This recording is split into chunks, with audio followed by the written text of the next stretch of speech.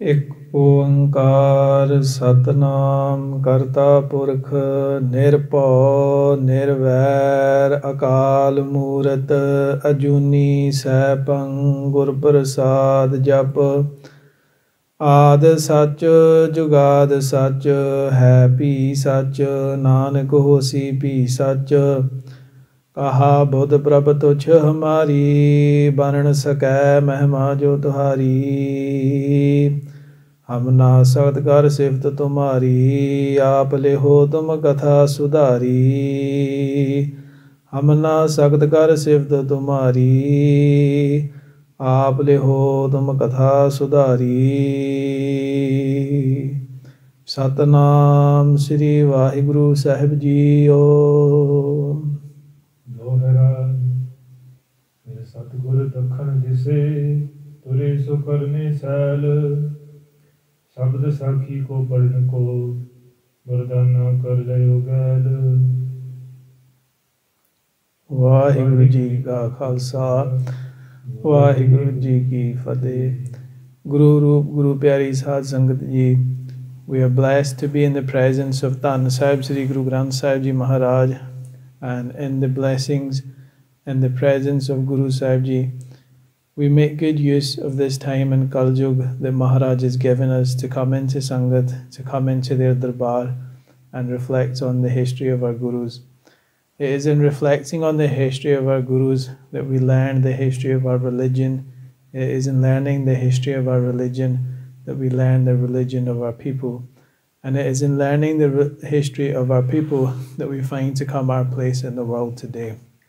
So in Panth Parkash history, and in the history written in Panth Parkash by Bhai Rattan Singh Ji, we find Bhai Rattan Singh Ji now elaborating more on the life of Guru Nanak Dev Ji, having spoke of Guru Nanak Dev Ji's coming into this earth, having also told us of Maharaj's meeting with Akal Purkh, whereby Guru Sahib Ji was given the Mool Mantar, and then when Guru Nanak Dev Ji set about undertaking the Udasis to undertake Prachar across India. So now Bhai Rattan Singh Ji tells us, having undertaken Prachar in Punjab at the time, undertaken to spreading the message of God in Punjab, where a lot of people were under the influence of yogis and siddhs.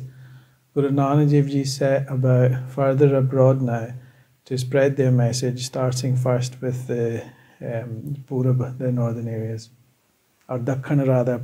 Dakhan being the south, so in India it is still quite common to speak in terms of Dakhan or Dakhani, referring to the south of India. So we call Dakhani Sikh those Gursikhs that come from the south, either typically Nanded where Hajur Sahib is, or even Hyderabad. We call those Sikhs Dakhani Sikh as that reference to them being southern Sikhs. So this now tells us of the time when Guru Nanak Dev Ji set about travelling to the south.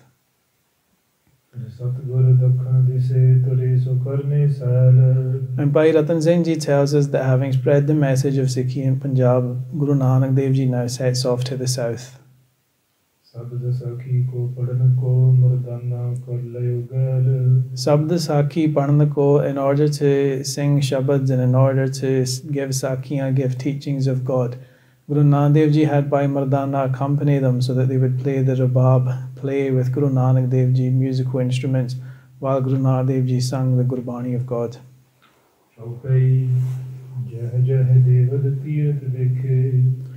Deval is a term used to refer to Mandir, Hindu temples. So here Bhai Rattan Singh Ji tells us of what Guru Nanak Dev Ji witnessed across the various Hindu temples that they visited on their travels to the south. The Turks, those who had invaded India, had essentially laid waste to all of the Hindu temples that existed. And they had destroyed the mandir and built mosques in their place. So this is a contentious issue which still continues to cause controversy until the modern day, whereby when the Mughal invaders came into Hindustan, they destroyed a lot of famous mandirs at the time and built mosques in their place. And we see the conflict that came from this continuing into the present day. But Guru Nanak Dev Ji visited many of these sites, and even if we look at recent records in India, the most famous case being that of the Babri Masjid, which has been one of the most contentious issues in Indian history. The Supreme Court actually drawed on references from Guru Nanak Dev Ji's Janam Sakhiyan from when Guru Nanak Dev Ji had visited that spot as well. So we see here Guru Nanak Dev Ji's dialogue with people of different faiths and the observations that Guru Nanak Dev Ji had from their times holding importance beyond just our own history here.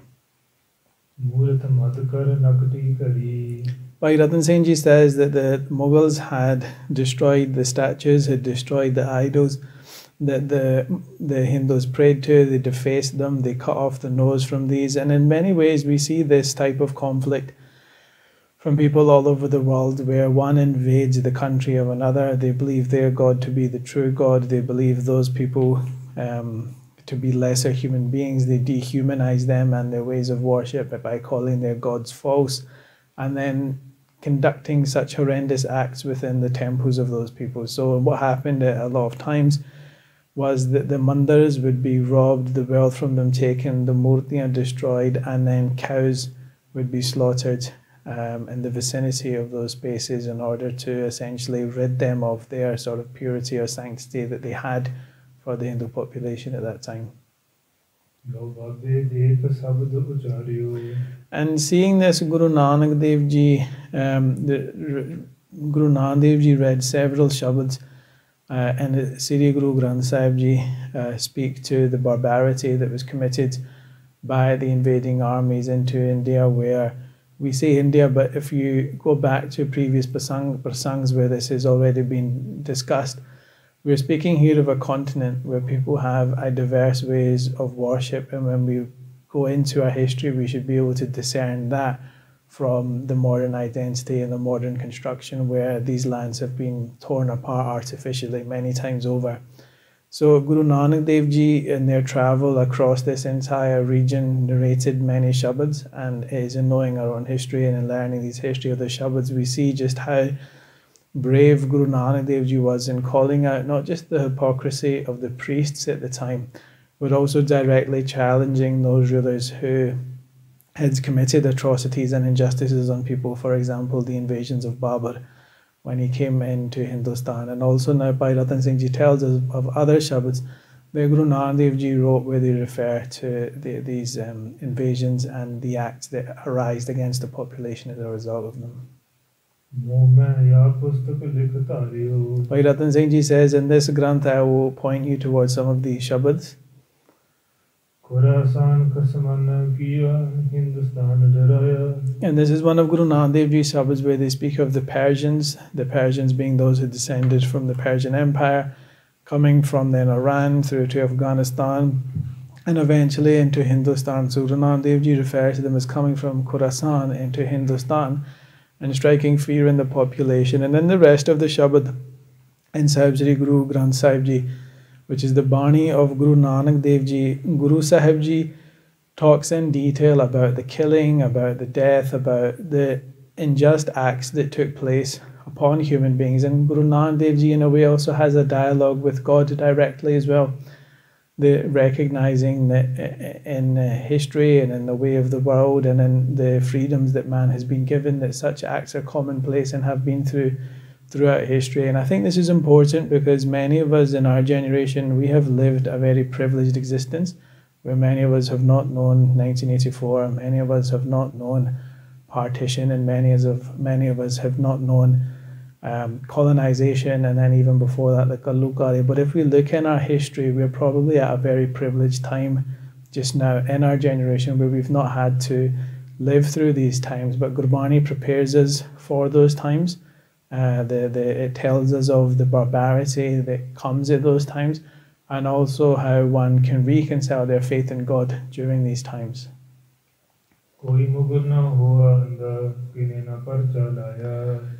And here Guru Nanak Dev Ji in another one of their shabads in Sri Guru Granth Sahib Ji speaks of this thing that many of the Hindu priests had, that they believed that by reading jantar, by reading mantra, that by praying and by meditating, that they would be able to hold off the invading armies, maybe like how the Christian priests would lock themselves in churches and pray when the Vikings would come for loot or treasure. But actually this approach to religion, it doesn't work in many ways. We look often to priests to uphold religion, but the minute you come into a situation of war, then it is people who are brave, people who are willing to fight, people who are genuinely not scared of death, that ultimately come of use. And this is the type of person that Guru Sahib Ji inspires or seeks to be. So they guide us away from this false sense of confidence that when an invading army comes, that you simply pray to God and God will help you at that time. Ultimately, you have to help yourself. This is why Guru Sahib Ji gave us a kirpan. Kirpan being the shastra that we wear. And in one sense, whereas kirpa means to be graceful, it means to have blessing. It reminds us of the duty that we have. Kirpa also means to obtain from doing, where you kar and you pa, you do and you obtain. So in this way, Guru Sahib Ji, it really brings about a marg of karma yoga, where they tell human beings that you don't just sit and meditate, you don't just sit and praying, you live in a way where your inner state and your outward state are combined and your actions are combined, and you prepare yourself for these types of situations that come in the world and be those people that are able to stand up at those times rather than helplessly fade away as death engulfs the country that you're in.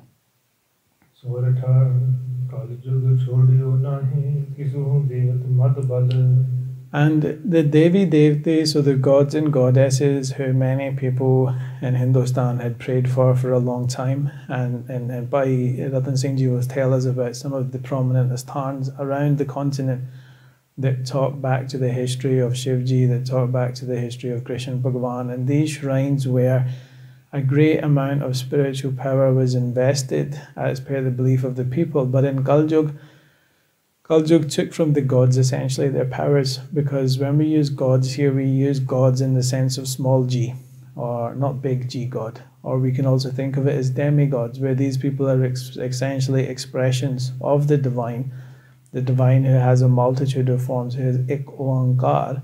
But that one which is Ik is also many, as Guru Gobind Singh Ji tells us in Jab Sahib, Eka hai Aneka hai. So whereas in the Western mindset we look at those religions which say there is one God as separate, and they see those religions who believe in many gods as separate, Sikhi engulfs this by saying, well, actually, yes, there is one being who, according to the intellects of what one possesses, they see in whichever way they see, and that one God takes many forms at the same time. So is karke jhagda mukda. The debate finishes, and then it is down to one to resolve the jhagda, the debate and argument and conflict within their own mind. And this is what religion is about. It's about reforming oneself, not getting involved in outward debates. But in Kaljug, there is the outward debates that have engulfed us. And in Kaljug stripped these demigods of their powers. How did he have the ability to do so? Because those demigods were not perfect.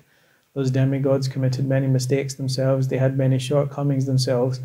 And we learn from Dasambani that whenever one of those demigods would proclaim themselves to be the god, that great tragedy befell upon them, such that they would have to seek the Sharan of God, or God Shakti in the form of Chandi, as we read of in Chandi Divar. So in this way, in Kaljug, Guru Nanak Dev Ji tells us that the demigods who once possessed power over the land were stripped of that power by Kaljug.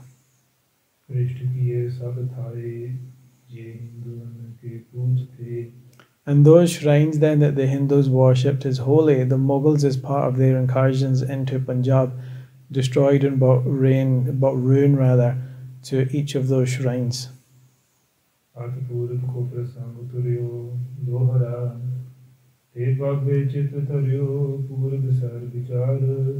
then after undertaking this journey through the south that Bhai Rattan Singh Ji has narrated to us very, very briefly, because these details are all related very extensively in the Janam Sakhis and in the Nanak Parkash. But Bhai Rattan Singh Ji's Granth is the Panth Parkash. It is the history of the Panth, and it is concerned with how the Panth came to be and the history of the Panth, what the Panth went on to do in the 1700s. And so he's only referring to previous history in way to build context, to build the context of what was happening at the time that Guru Nanak Dev Ji decided and saw it necessary to start a new way of preaching, to spreading a new message, to calling out the falsehood and hypocrisy that they were seeing. And in this way, Bhai Rattan Singh Ji tells us to continue that journey. Guru Nanak Dev Ji now set off to the east. And Guru Nanak Dev Ji thought, let us now go around this world and see what is true, what is false. What practices are people engaging in, and how do we move people away from this falsehood, this doubt, these hypocritical practices that they are immersed in, and bring forth the revolution of truth. And Guru Nanak Dev Ji went to Ganga, and Guru Nanak Dev Ji had a Ishnan at Ganga. So Ganga is the biggest river in India. It is understandable why so many people pray to it and worship it, where essentially at one point many people's livelihoods would depend on this from an agricultural perspective, from a livelihood perspective. The unfortunate thing today is where the river is held to be so sacred and holy that there is such little effort to preserve the sanctity of it from an environmental perspective. And this is something that definitely in the future needs to happen, where we see so much pollution of rivers all over India, despite this proclamation that the waters are divine. So this is some modern day hypocrisy that needs resolved. And Guru Nanak Dev Ji, what was the purpose of them going to Ganga? Guru Nanak Dev Ji went to do Upadesh. Guru Nanak Dev Ji went to do teachings. And where people of the world go to Ganga to do Ishnan, so at the Kumbh Mela or the Mahakumbh Mela, which takes place every 12 years, a delegation of Gursikh Mahapurush from the Taksals, from the Sampradavas, all go to do Ishnan there. And this history doesn't come from them believing that having an Ishnan is the way to become Pavitra, because Guru Nanak Dev Ji has told us that the way to become Pavitra, Punita, Naam Japa Nanak Man Preeta. That Guru Nanak Dev Ji's teaching, told of by Guru Arjan Dev Ji, is that Pavitrata, purity, comes through meditation on the name of God. But where so many people go into the Ganga with that bhavana, with that belief that they will become eradicated of their sins by the Ganga, Mahapurush and saints gather each year there to bathe in that and essentially give some of their own spiritual energy into that river. And this is one of the reasons that Sikh Mahapurush have continued going there, and the belief that the Guru Sikhs going there, that the Mahapurush going there and all doing Ishnan at a certain time is a blessing for the river in itself. But Guru Nanak Dev Ji wasn't following these rituals and these practices in the way that people of the day or that people of today do. Guru Nanak Dev Ji was going there as a messenger of their new message that they were bringing. And Guru Nanak Dev Ji travelled through Rishikesh as well, and Guru Nanak Dev Ji met with the different saints and practitioners of religion at this time. So one of the famous stories that comes from this period of Guru Nanak Dev Ji's Udasis is when Guru Nanak Dev Ji saw Brahmins in the river giving offerings of water to the sun. And when Guru Nanak Dev Ji saw them doing this towards the rising sun, Guru Nanak Dev Ji started to do this in the opposite direction. And when they saw that Guru Nanak Dev Ji was conducting the same ritual that they were doing, but doing it in the opposite way, they asked Guru Nanak Dev Ji, why are you watering in the opposite direction to us?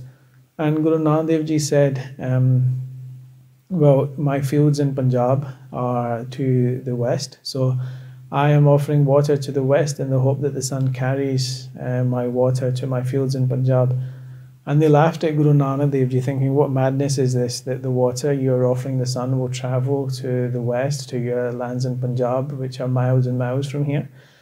And Guru Nanak Dev Ji said, okay, well, what are you doing offering in the east? And they said, the water carries the sun carries our offering of water to our ancestors who are in the afterlife.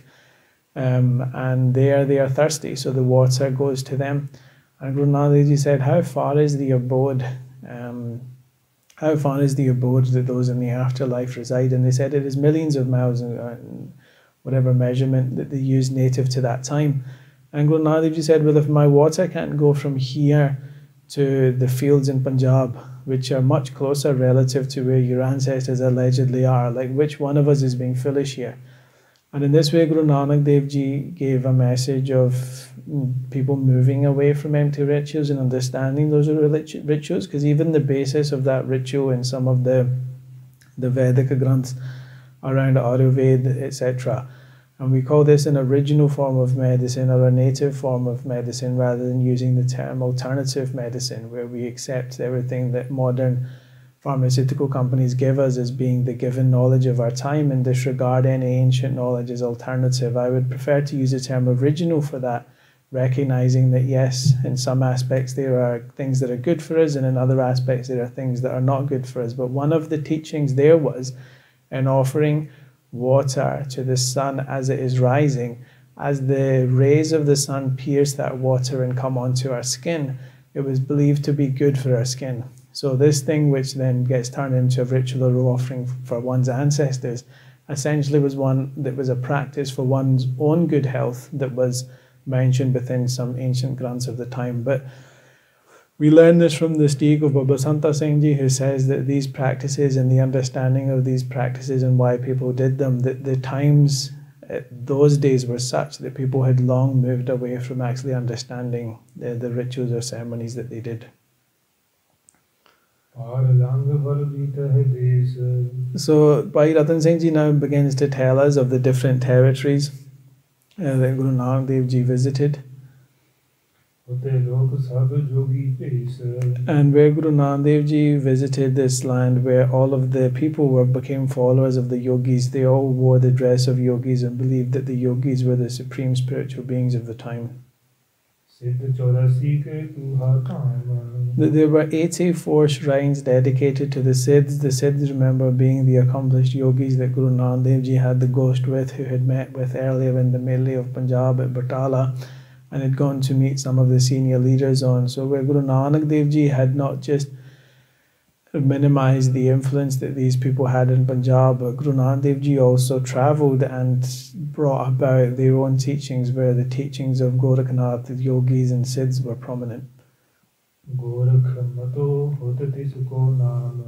And this place of Bhai Rattan Singh Ji tells us was called Gorakhmato, the name of the place that was dedicated to Baba Gorakhnath Ji, who was a great practitioner of yoga from around perhaps the 11th or 12th century. That all the people were practitioners of Baba Gorakhnath Ji. And Bhai Rattan Singh Ji tells us that there was a great amount of Kaljug. The people used their spiritual powers as a way of controlling the population, as a way of using occult powers, and in one way from a maybe simplistic way of understanding it, we can think of this in terms of magical powers and occult powers and tricks. And for people that don't believe in this, we can still see that those who undertake certain hardships upon themselves in an understanding of philosophy, of religion, of meditation, that these people do develop some abilities that to the ordinary person may seem extraordinary. And rather than trying to join others with God and benefit themselves, these people, where Bhai Rattan Singh Ji tells us there was a great amount of Kaljug, the religious people of the time essentially got what knowledge they could and used that to control people and abuse people. And the Siddhs essentially had great control over this territory at that time. And Guru Nanak Dev Ji came there and brought about this message of Satanam. They brought about the Vaheguru mantra. They told people that the best thing you can do is to reflect on the Creator within yourself, and the way of doing that is by chanting the name of the Creator and listening to that and letting the sounds emanated from the chanting of the Creator's name immerse within yourself. So it gives people a way of practicing religion and spirituality that in many ways is contained within themselves and not looking outwardly to other people, particularly those people who go on then to abuse those who come to them for religious or spiritual help. And that place which was known as Gorakhmat, that place which the people living there followed the mat of Gorakh, became to be known as Nanak Mat, became to be known as people who had taken to the teachings of Guru Nanak Dev Ji. Badri Kedar Avdesh उड़ीसे. And in Orissa now, which we know is one of the southern states in modern day India, where there are many famous places like the temple of Badrinath, Guru Nanak Dev Ji visited each of these places. We find extensive accounts of these in the life of Guru Nanak Dev Ji. When we start to read the Shabads of Guru Nanak Dev Ji and Sri Guru Granth Sahib Ji, we find reference to the places and the people Guru Nanak Dev Ji met at these places too. Jagannath lakh आज्ञादर्शी. And Jagannath Pai Sahib Ji tells us that Guru Nanak Dev Ji here is the place that Krishna Bhagavan left their physical body, or rather their physical body was cremated. And this is one of the holiest shrines in Hinduism. When Guru Nanak Dev Ji went to this place, Guru Nanak Dev Ji gave them the Upadesh of Arti. So where they were conducting Arti of a Murti, they were performing the ceremony of Arti over this idol of Sri Krishna Bhagavan. And Guru Nanak Dev Ji instead said to them, you are meditating upon a form of God that you are putting into an idol, and you're putting all your energy and all of your focus into this idol.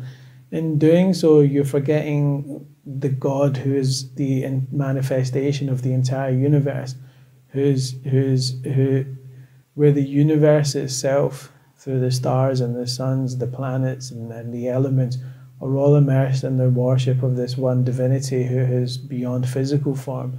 You're so immersed in the practice of God in a physical form that you're worshipping essentially a stone which has been sculptured and then prayed over in order to embed within it some sanctity and purity, that you're forgetting the one who created this entire creation. And we often find now in modern day Sikhs this essence of Guru Nanak Dev Ji told us not to do Arti. This is when people say half knowledge is dangerous. Guru Nanak Dev Ji did not tell us to do Arti. And Guru Nanak Dev Ji told us not to do Arti, how people of the time were doing Arti, not outwardly but inwardly, in a way where they have forgotten the God that exists and is everywhere. For us as Guru Sikhs, we perform that same Arti that happens in the universe of Guru Granth Sahib Ji, because the Bani of Guru Granth Sahib Ji, the Bani of the Bhagavats, the Bani that has come from Sachkhand, is Nirankar on this earth today. And where we use in the Nang Singh Dals and in the other Sampradayas, the Thali, the Sankh, all of these things have been used in our history throughout the times of our Gurus. We only need to read the history of Guru Hargobind Sahib Ji when they returned from Gwalior to Amritsar, where this Guru Sikhs did Aarti of Guru Hargobind Sahib Ji using a thali. We only need to look at the history of Guru Tegh Bahadur Ji, who travelling through different parts of Hindustan at the time would have Aarti done by them in cities that they would arrive from the Guru Sikhs. So the Aarti is an element of Guru Sikh practice, but the focus of the Aarti is in bringing Nirgun and Sargun Paramatma together as one. It is bringing together the elements, is bringing together the sunk from the sea, is bringing together the fire, is bringing together sound, is bringing together practice. And all of these things are there for one to realize that the formless divine being who cannot be seen by us is here with us today as Guru Granth Sahib Ji. There is no hypocrisy within this thing, and there is no Brahmanavad in these things. These are all nonsensical hype words that we have learned to subscribe to because they appeal to our mind. And instead what we have done is rob ourselves of any actual understanding of the glory and richness that we have in our tradition. So Guru Nanak Dev Ji, when they went to these places, the dialogue that Guru Nanak Dev Ji had in these places, we understand these often as very, very simple stories. We learnt those stories as children. When we become adults, we have to be able to engage with them in a more meaningful way, recognizing that actually some of these conversations were with very intelligent people. Some of these conversations were with people who had done a lot of religious practice, a lot of meditative practices. Some of these teachings were with kings, some of these teachings with philosophers.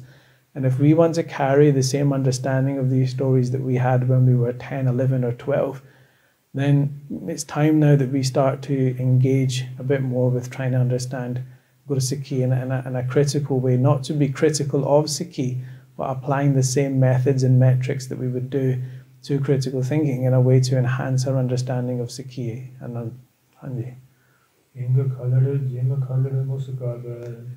And Bhai Rattan Singh Ji tells us that at that time, such was the practice that in a way Hing is very prominently used now in cooking.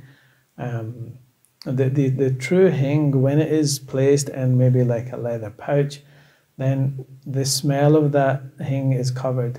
But when that pouch opens, then the smell arises from that. And in this way, there are many ways that we can see this metaphor that Bhai Rattan Singh Ji is giving us. In one way, they are saying that the truth, the true sense, the true radiance was covered by the hypocrisy at that time, that one couldn't find truth, peace, contentment and happiness in religion because it had this leather pouch of falsehood over it. And on the other way, that Guru Nanak Dev Ji coming and opening that and revealing to people a practice of truth, Guru Nanak Dev Ji is spreading this beautiful fragrance through the lands that they are traveling.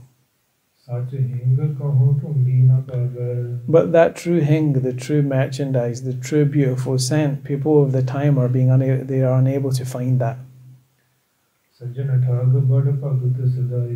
Those who are Sajjan Thug. So Sajjan Thug was a Gursikh. He was someone who would actually kill people and rob them in the night. But when he met Guru Nanak Dev Ji, became a disciple of Guru Nanak Dev Ji. But he wasn't alone. Bhai Rattan Singh Ji tells us there were many people like this who were outwardly your friends, but they would murder you at any given opportunity. And then in the day they would go back to this outward appearance of a religious person. And this is no different to modern day, where we see people in religious garbs and religious positions commit horrendous acts. They essentially use that as a means of abusing other people. And this has been rife from the onset. And Bhai Rattan Singh Ji tells us the same things were happening at the times of Guru Nanak Dev Ji. They pretending to be bhagats, they pretending to be holy people, were actually murderers who would exploit people of anything that they could do.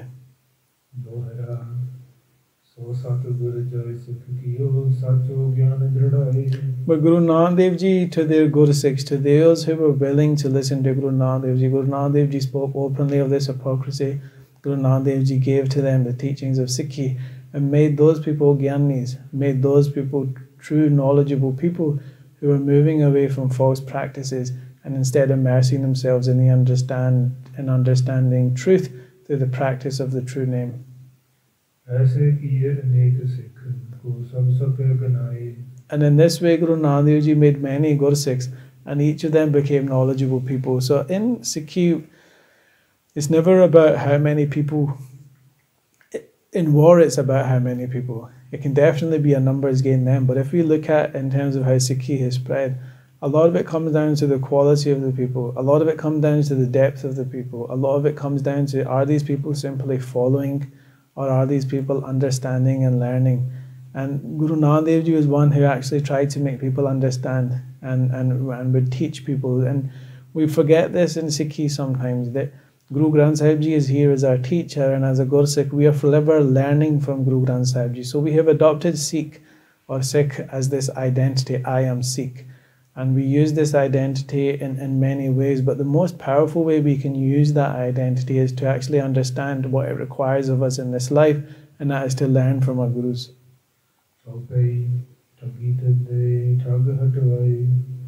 Those who were thugs, those who were robbers, Guru Nanak Dev Ji had them move away from this path of sin. And those who had fallen off the path and were committing demerits, Guru Nanak Dev Ji taught them the path of virtue and merit and brought them upon the true path. And he gave people teachings of the Shabad, he gave people teachings of Sakhi, the stories of God, and an understanding of God. And people were left, having met Guru Nanak Dev Ji, with maybe just one mantra of Vaheguru, maybe just one mantra of Satkartar, maybe just one teaching about the infinity of Guru Nanak Dev Ji. And to those Gursikhs who were able just to meet Guru Nanak Dev Ji once, get that teaching from Guru Nanak Dev Ji of the truth, have their eyes opened by Guru Nanak Dev Ji, and then spend the rest of their lives repeating the mantra or Shabad that Guru Nanak Dev Ji had given them, those people obtained liberation. And many new centres of worship. So Dharamsal was the original term used for where langar would be given out, part would be done, kirtan would be getting done. Guru Nanak Dev Ji's teaching was Kar Karandar Dharamsal, that every Gursikh's house, every Gursikh's abode should be such a place where there is dharam spreading from that place. And Sajjan Thug was one of the first Gursikhs to establish a dharamsal, where this could be a place from where the message of truth, as per the Sikh tradition, could begin to spread from. And at these places, the Gursikh Sangat, they provided a place for people to come together, not to come together and gossip, not to come together and argue over money and power, but to come together to meditate on God, to come together to sing the praises of the Guru, and to come together to reflect on the teachings and message of Guru Nanak Dev Ji. So the places that Gursikhs would come to were called Dharamsale, and we see the important role that this satsang congregation and coming together played in the early days of Sikhi. And coming together, they would meditate on God. So in Bani, Guru Sahib Ji tells us, Abar kaaj atira kitna kaam mere saad sangat bhaje keval naam, that no other action of yours is going to be of any use ultimately, other than when you come into Sangat and meditate on God. But again, as I say, many of us come into Sangat and we start doing the same hatred and differentiation and gossiping that we do in the outside world, forgetting that we are in a very holy space. It is holy because it offers us a path to our cleaning. It is holy because it offers us a path to our liberation. And that does require us to perform in a manner that is respectful of that. And when we reduce that and diminish that by essentially wishing ill upon others, talking ill upon others, we lose for ourselves that opportunity that is to meditate on God. So, to get into Sikhi and to do things for Sikhi, it doesn't require you to become intricately immersed within institutions or groups. It just simply requires you to partake in that practice of meditating on God's name yourself and going into Sangat to take the opportunity to do the same when it arises. And Guru Nanak Dev Ji gave the Sikhs this philosophy of first you feed other people and then you eat yourself. So we know the Langar tradition, one of the most important traditions in Sikhi, which is to feed everyone. Nanga Pukha Rahe Na Koi, as Guru Nanak Dev Ji says in the Karni Nama, one of the teachings for Guru Sikhs is leave no one without clothes, leave no one without food, and such will be the Raj of the Khalsa. So Islay, we see that many organizations even today continue this tradition of feeding others, and where resources can be used in other places as well, we should use them in other places as well. We should not try to stop that which is already happening. So this teaching was given to us by Guru Nanak Dev Ji, and Sikhs continue this teaching today by serving langar all through the world. Because the path that Guru Nanak Dev Ji put the Gursikhs on was the path of Daya. It was the path of compassion. It was the path of dharam. It was the path of righteousness. And it was to teach people to be compassionate beings and practice truth. This was almost a mantra in itself. And we know that Daya Dharam play an important role in Sikhi, not just for the way that they come in Japji Sahib together, but also in the Panch Pyare, the first one being Bhai Rattan Singh, the second one being Bhai Rattan Singh. They tell us the two most important principles of being a Khalsa, which is to have compassion for others and also practice truth. And those people who had heard and seen Guru Nanak Dev Ji, who had set about this new way of living, of practicing Nam and meditating on God and renouncing those people who were but religious hypocrites and pretending to be holy men while actually being deceitful beings, as they moved away from that falsehood to the path of meditating on the true name as given by Guru Nanak Dev Ji, those people all realized how blessed Guru Nanak Dev Ji was to have come into the earth in the age that they did and liberate those people from the falsehood that they were practicing. Vaheguru, Vaheguru, Tu Hi, Tanu Guru Nanak Dev Ji. In this way, the Guru Sikhs of the day would immerse themselves in remembering God and the Guru. That blessed is Guru Nanak Dev Ji, who came and brought us this mantra of Vaheguru and has taken us away from this path of trouble, taken us away from this path of pain and suffering, where we were being exploited and tricked into practicing religion falsely. They have instead joined us to the Satya Shabad. They have told us of the true frequency of the unstruck sound of God's name, who is beyond this world, who is beyond our understanding, but does exist, who has created this world and has created us and can be met through the Shabad. The blessed is Guru Nanak Dev Ji, who has brought this teaching to us. And Bhai Rattan Singh Ji tells us that many other territories were visited by Guru Nanak Dev Ji, including Bengal, where black magic was very prominent. So, if we look at Hindustan, there are many things there that don't make sense from a Western perspective. And whereas in today's day and age, we look at those things and say those things must be false. Actually, educated people of the day, for example, Carl Jung and others, when they visited Hindustan, saw it almost as a different world. Not just a different country, but a different world where the rules were different, the people were different, the culture was different, the practices were different, and the understanding of the world that one might have from coming from a place like a Western country like we do might be entirely different to the world that was known in Hindustan at the time. So black magic, negative energy, whatever people want to call it, whether people believe in it or not, they have been practitioners of this for a very, very long time. And the fact that people practice this, it does ultimately bring pain and suffering and misery to others. It plays on people's doubt, it plays on people's uncertainties, it plays on people's fears, and it plays on people's mind. Anything that has the ability to play on people's mind for any person would be perceived as real because it is causing them suffering. So in this way, black magic, whether it is actually real, whether the practices have an impact or not, it clearly does have an impact on the mind of people. In Bengal is one place where this practice was particularly prominent. And passing through here as well, then going on to other territories, Guru Nanak Dev Ji met with different rulers as well as religious people from those lands. So Shivnab was the Raja, was the ruler of an island that was visited by Guru Nanak Dev Ji. And he became a Guru Sikh of Sri Guru Nanak Dev Ji.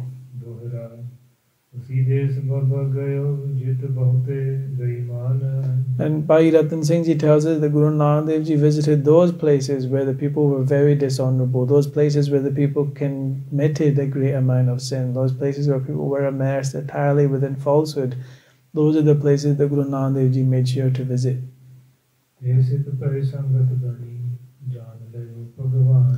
And at these places, Guru Nanak Dev Ji left having established a Sangat of Gursikhs who went on to know Bhagavan, who went on to know God. The Kaljug, the darkness in Kaljug that people had been practicing, Guru Nanak Dev Ji liberated them from this. Bhai Rattan Singh Ji says, I have only told you this in a very, very small amount of detail. That if I had gone on to tell you all of the other stories from this time too,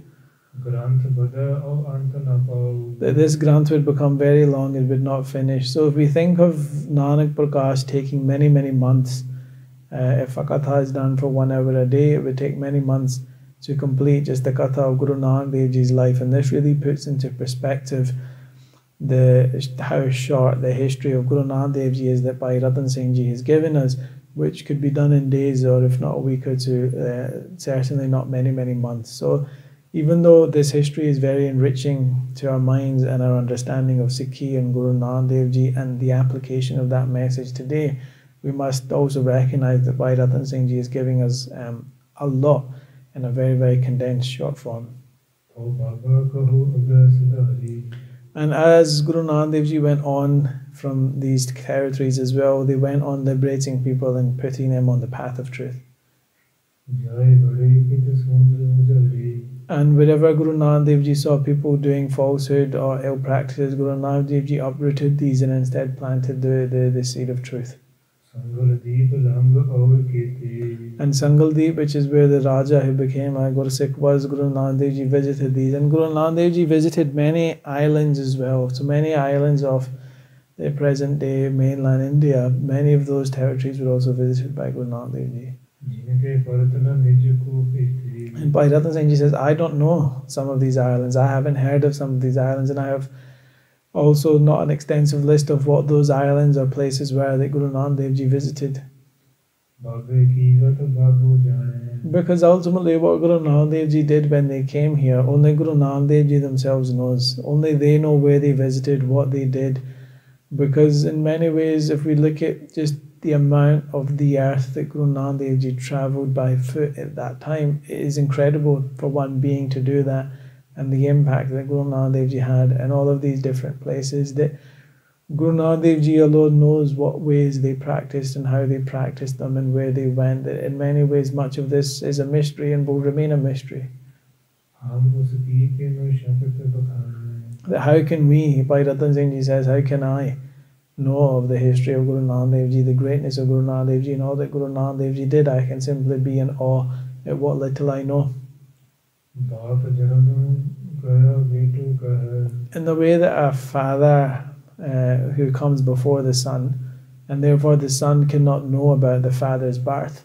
It was a time that happened much before the son came into this world. In the same way we cannot know about our Guru, in the same way that we cannot know of our father, because we can only pick up on what we have heard. We've certainly not seen anything. We can only pick up on what other people have told us and piece what we can together ourselves.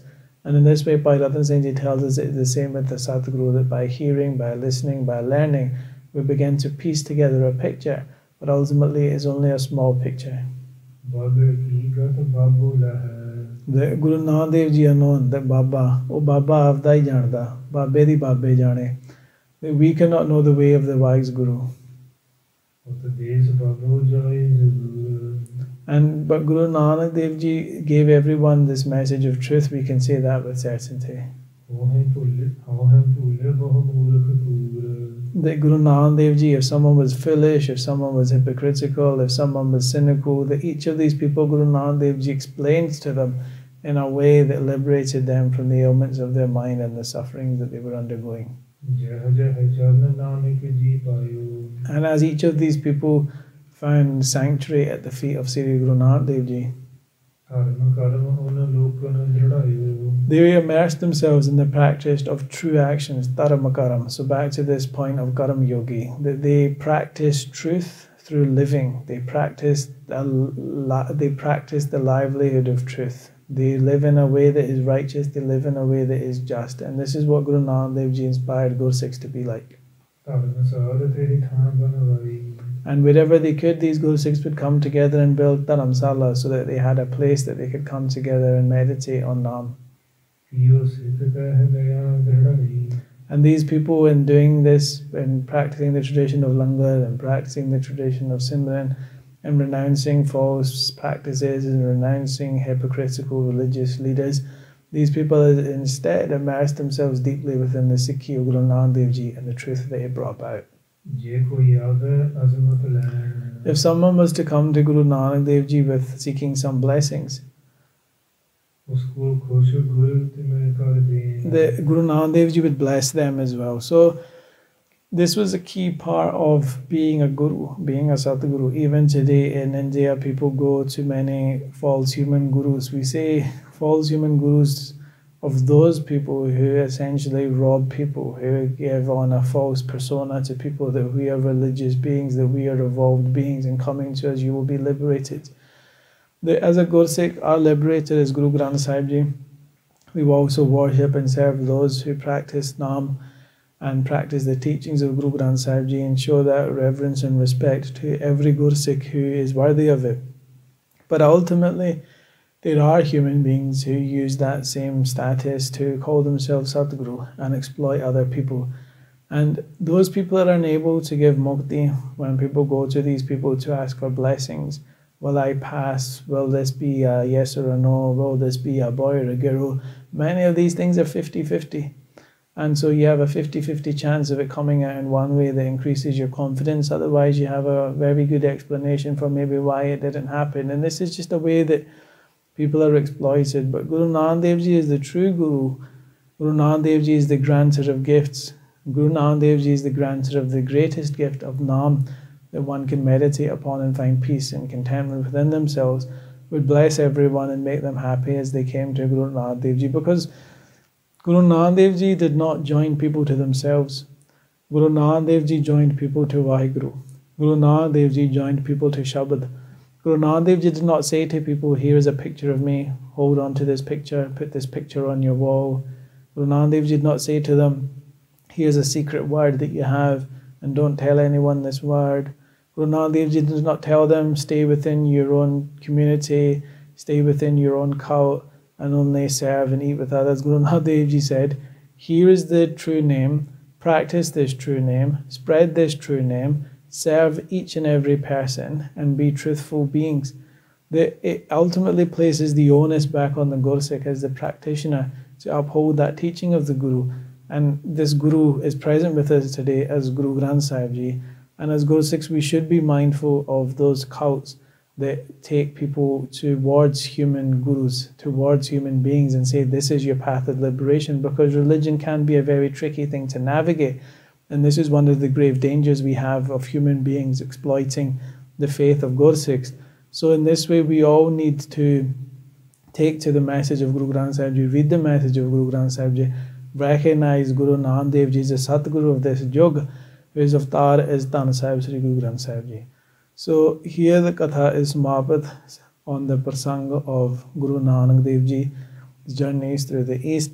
The next Prasang from Panth Parkash, Bhai Rattan Singh Ji tells us of Guru Nanak Dev Ji's travels now to the West, and in particular when Guru Nanak Dev Ji visits Makkah Medina and the happenings there. So if we have said anything to offend anyone, to upset anyone, we seek your forgiveness and we seek your blessings to continue with the Katha of Panth Parkash. As is the Maryada of Katha, we will now read the last two lines of the Katha again and sing Fateh. The Katha will be smaht here.